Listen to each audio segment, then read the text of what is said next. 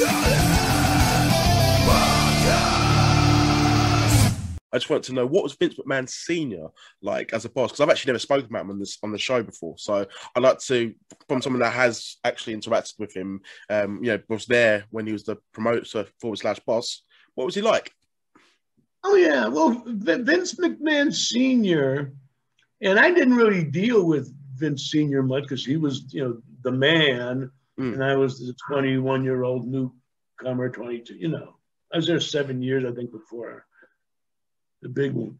But he was very smooth. I mean, if you watch an old movie from the 30s, he's the perfect old school promoter. He'd be walking down the hallway of Madison Square Garden with the suit on and the gray hair. Very class act, very classy guy. Had a couple partners, but promoters were workers too, because they want to pull in as much money as they can. And at the same time, it was still, their butts. They had to write a check to rent the garden. And can you imagine what Shea Stadium cost to rent? So they take a big gamble. But Vince was very smooth, very nice. But the way they operated back in those days, I mean, if someone gave them a problem or were a pain in the butt, they do things like, Vince Sr. would be walking down the hallway of the garden, and some low-card wrestler would run up and go, "Oh, Vince, I'm sorry to bother you, but I got to tell you, I did this show, and Arnold Scullin only gave me $35 for the payoff.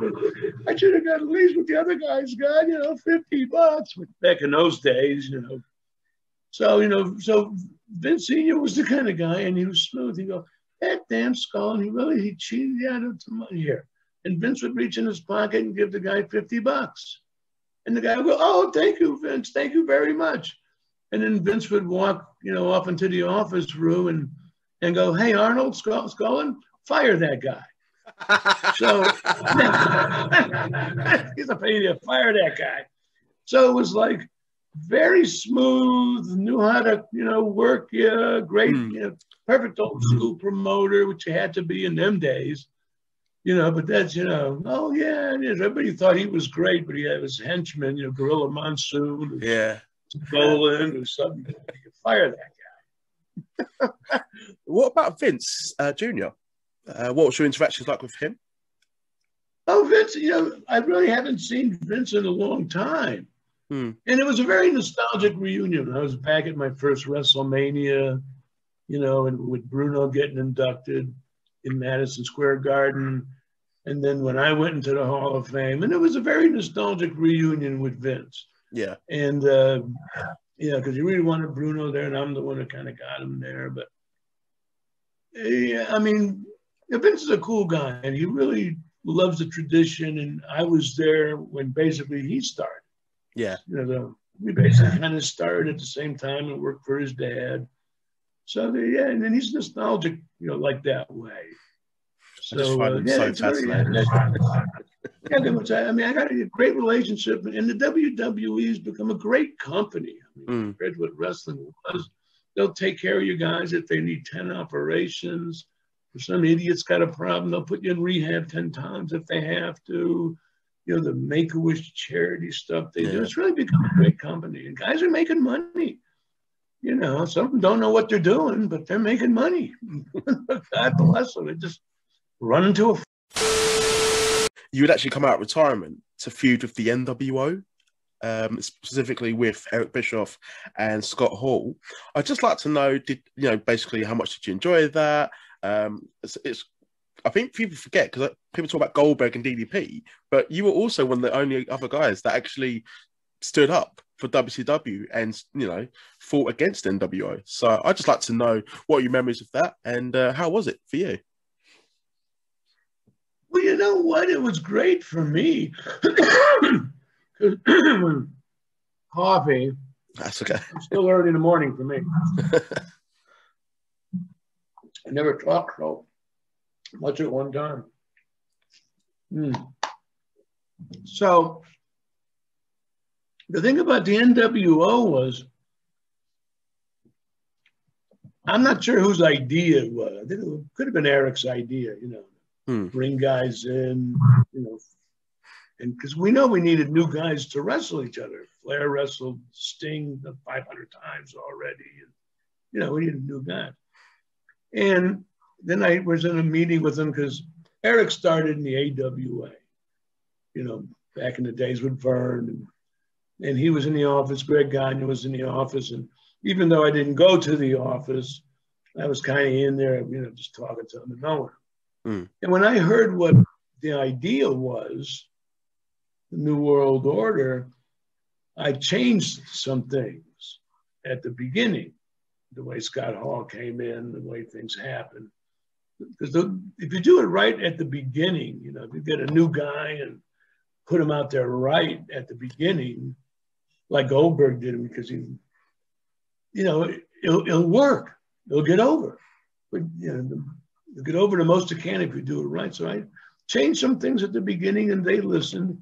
And it got over so big, then Eric wanted to get involved in it because it was such a huge thing. He couldn't help it.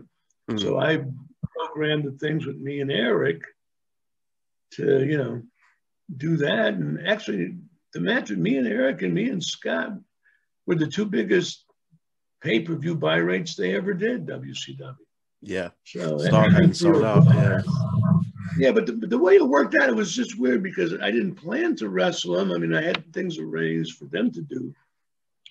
But then one show, me and Tony were sitting next to the ring doing the commentary, and Scott Hall and Nash was in the ring doing some interview, and it just ended, and they went to a commercial break.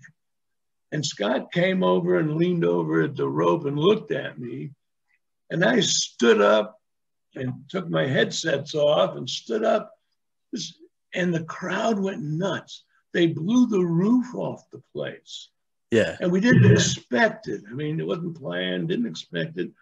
But when we felt the, you know, roof come off the place, we looked at each other and went, the people want to see this. So I knew we had to do it.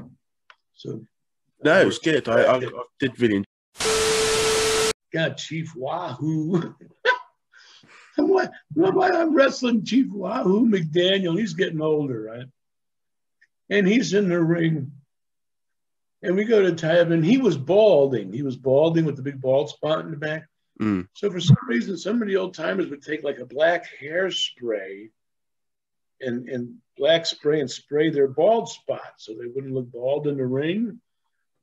And I guess that worked for normal people. But then when you get in the ring and start wrestling and sweating, you know, it starts dripping. Yeah. I get in the ring to wrestle Wahoo. And before we tie up, he pushes me back and he goes, what the hell? And he goes, and he pulls a tooth out of his mouth. You know, shit. And then I'm looking at him and he's got black lines of this hair's color dripping down his face. I'm going, oh my God, this guy's dying before my eyes before, you know, we ever do anything. Oh God, there was another funny one. I can tell you this one quick, but picture this. I mean, Kerry Von Erich, the poor guy, lost a foot in a motorcycle accident, and he had to have a special boot. But he kept it a big secret at the beginning. Even on the beach, you'd see him with his trunks, but 2 boots on.